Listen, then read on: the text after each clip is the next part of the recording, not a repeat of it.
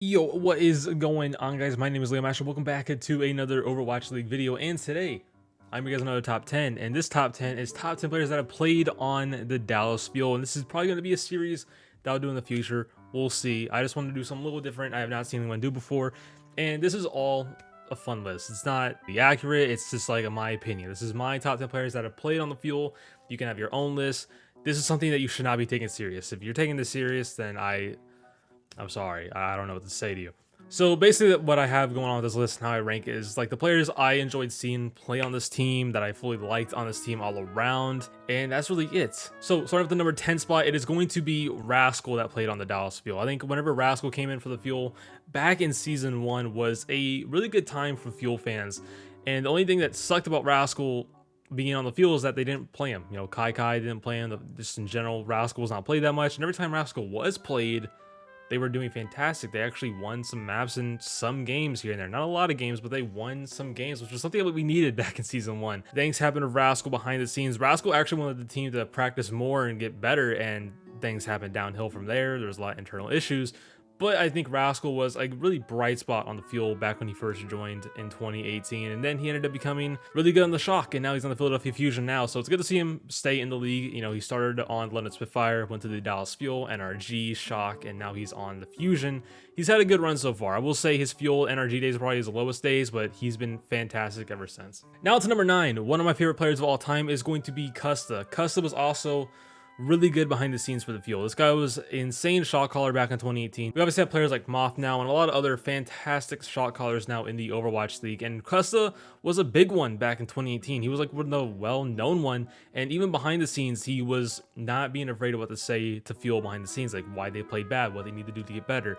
Everything around that is honestly what a teammate you need in almost every team.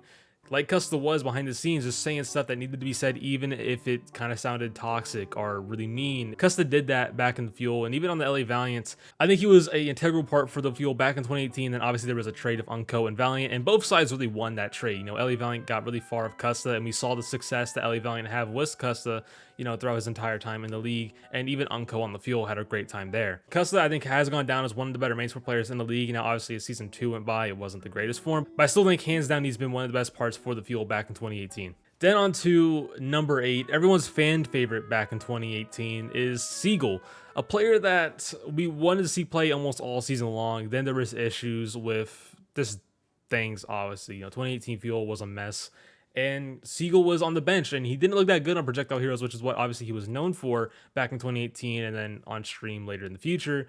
But one thing he said in one of the first on the watch videos for the Fuel is that he gets better at heroes that the team's bad at. And what did he practice? He practiced D.Va. Mickey was not the greatest D.Va at all throughout the entire league. But as soon as Brigitte came out, it's stage 4 of the Overwatch League, Mickey was playing the Brigitte, Siegel was playing that D.Va, practicing the D.Va, and he came onto the Dallas Fuel stage playing the D.Va, and ever since then, Dallas Fuel were doing such a good job in stage 4, almost winning stage 4 too, because of Siegel's D.Va, I would say. I think even Siegel was rated number 1 D.Va statistically throughout entire stage 4. That's how good he was on the D.Va all stage 4, just practicing the entire season. Now, I wish he probably would have played earlier because he's done good ever since he played stage 4. I think he even played a little bit of parts of the end of stage 3, if I remember correctly. So Siegel was a big part for the Fuel at the end of the season. It just sucks that everything happened how it happened in 2018, but Siegel was a big part of it in 2018 and that good success at the end of it. Now it's another really famous player on the Dallas Fuel that really got his popularity growing in the Overwatch League is OG. OG was a big part of the Dallas Fuel in 2018 and 2019, and he helped this team get down. He was one of those players that was actually scouted out to help teams get better, kind of like Fisher on the LA Gladiators, where a team was not that good, they needed to sign a new main tank, and it would help them. OG was kind of like that main tank. He got signed to the Fuel, got suspended for a couple of days, and then he played for the Fuel and actually looked really good. Like it was going to change the team a little bit. Then weeks went on later, they still had Kai, and then there was no coach, and the team's kind of looked back how it was previously. The best game I could think of OG, I think it may have been his debut game actually, was against the Seoul Dynasty, and they went to a map 5 if I remember correctly, and OG was just dominating that game. Same thing goes with Unco, and OG was a big impact to the Fuel back in season 1. Then season 2 with Goats came around, and ever since then, OG kind of went downhill from there. Then he went to the LA Gladiators. It was almost the same results of him from season 2 on the Fuel. Now he's on the Florida Mayhem, and we know how that's going right now. It's not the best for OG right now in Florida Mayhem. He's kind of benched. Who knows what's going to happen in the future? He may retire. I don't know what's going on with OG now, but OG really had a great start on the field back in season 1. Really changed the team how they wanted to change because they already had main tank issues. This team dealt with so many main tank issues throughout entirety season 1. You had XQC, you had Coco, you had Taimu for a couple games, and then you had OG come in, and then OG was suspended, and then OG finally came in for like a couple weeks of the Overwatch League, and then it was all from there. Now to my number 6, it is going to be Crimzo, who played last year for the Dallas Fuel. I really don't. I still don't understand the hate this guy got back in 2020. This guy brought a lot of plays for the Fuel. He was very consistent. He had a lot of good heals in the game. If you look at the stats as well. His damage was all right. He had a lot of good nades.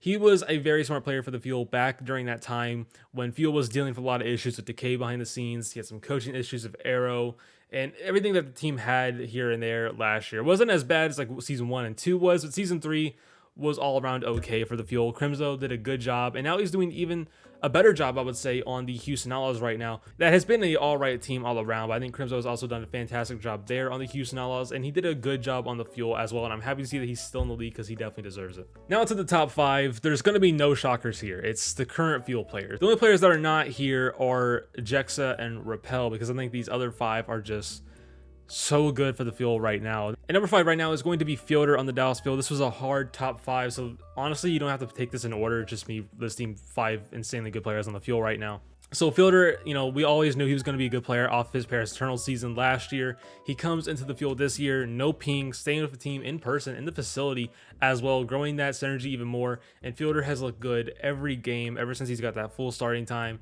There's nothing much else to really say here. He's insane on the Baptiste, insane on the Ana, Zenyatta when he gets to play it. Like, this guy's been a game changer for the Fuel all the time, every game so far, and he hasn't had really a bad game once yet. And it's probably going to happen at some point, but hasn't happened yet. Then on to number 4, Doha. You know, he's been on the Dallas Fuel for 2 years now, and he's also done a lot of good things this year. Really helping the Dallas Fuel with his flexibility that we knew he had back from last year. Just Dallas Fuel was just all around the place too last year. If Arrow was still coaching, then you had some players retire here and there. It was a mess. Dallas Fuel had 3 bad years. We already know that they had 3 bad years. And Doha stayed for this year, knowing because of Rush got signed, Sparkle got signed, knowing that some of his previous teammates he had will come into this team, and just even like Fearless was coming to his team too. So Doha has been such a good part for the Dallas Fuel and actually stepping it up a lot recently these past couple weeks and even months, I would say.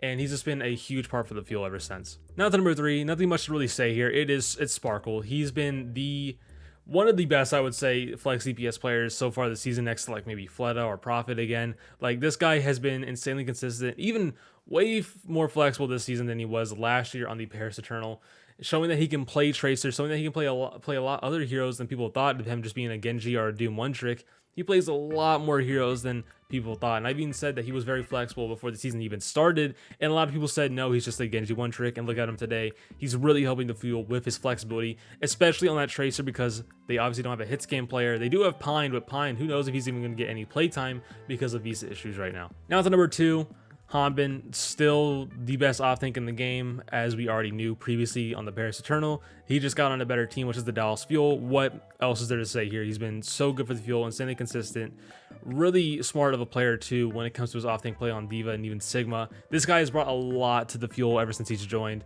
And speaking of another tank player, number 1 is Fearless. I mean, I don't know what to say about these guys who are just insanely top tier. Like, his Winston has been insanely consistent. He is probably the running for the MVP, in my opinion, right now for the entire season. Like, he has done a lot for the Dallas Fuel this entire season with his Winston and his Reinhardt plays. Has been absolutely incredible. Brings that aggressive play style. He's very good of Hanbin beside him, and even Sparkle. Like, their aggression is insanely good. And I think this is all behind of Fearless, and also the coach staff of Rush, Yang, and Aid. These guys have been insanely good. The top 5. I know Jexa and Rappel are not in here, but I think the bottom 5 I put in, like, these guys have been insanely good. Anyways, guys, it's going to be for me. If you guys want to stay more in tune to Overwatch news and Overwatch stuff in general, don't forget to subscribe down below. Also, don't forget to join my Discord down below as well. And don't forget to follow my Twitter and my Twitch. And don't forget to hit that bell. And don't forget to leave a like, comment, and subscribe down below. And I'll see you guys on the next one.